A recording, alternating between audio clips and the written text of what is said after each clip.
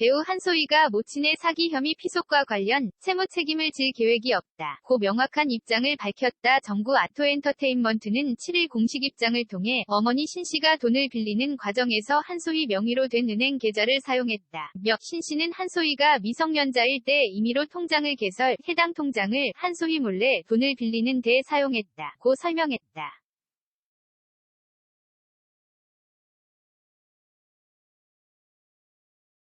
이어 유사한 사건이 몇 차례 더 있었다. 심지어 사문서 위조 사건도 있었다. 이런 일련의 사건들로 민사 재판이 진행됐고 법원은 한소희와 무관하게 진행된 일이라고 명확히 선을 그었다. 고 알렸다.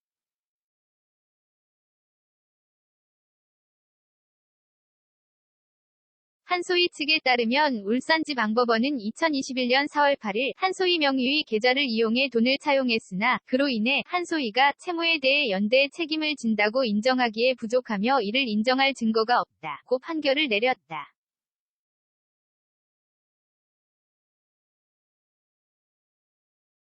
소속사는 한소희는 관련 채무에 책임질 계획이 전혀 없음을 덧붙여 밝힌다. 고 강조하며 하지만 다시 한번 추가 설명을 드리는 건 추후 또 다른 피해자가 발생하지 않기를 바라는 마음에서이다.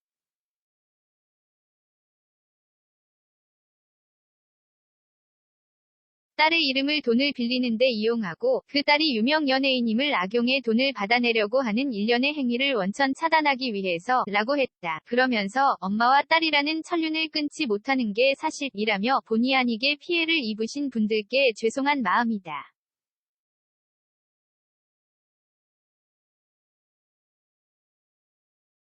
강경한 대응으로 더 이상 이런 일이 반복되지 않길 바라는 마음이라고 덧붙였다. 서울 방배경찰서는 한소희 어머니 신씨에게 8,500만 원을 사기 당했다는 고소장이 지난달 25일 접수돼 수사 중이다.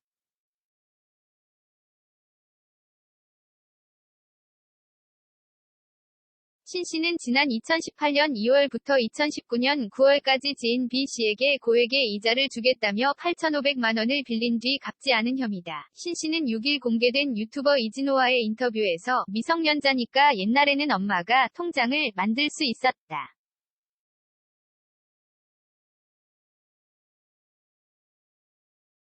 만들어놨다가 한소희가 잃어버리고 제가 들고 있었는데 제 통장을 못 쓰는 상황이 됐다.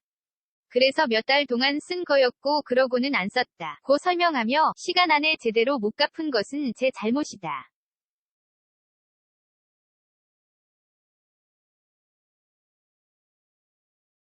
돈을 빌려 5,500만 원을 어렵게 마련했다. 개인 회생이나 파산 신청을 하지 않고 열심히 갚고 싶다는 말했다. 한소희는 지난 2020년 7월에도 모친의 비투에 휘말렸다.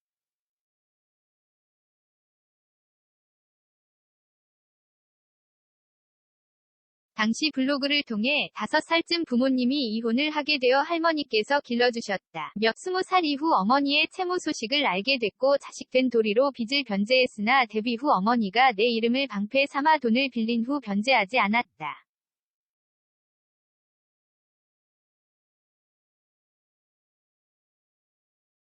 나도 모르게 적힌 차용증과 내 명의로 받은 빚은 감당할 수 없이 커져 있었다. 고 직접 털어놓으며 피해자들에게 사과의 뜻을 밝힌 바 있다. 진양이 스타투데이 기자.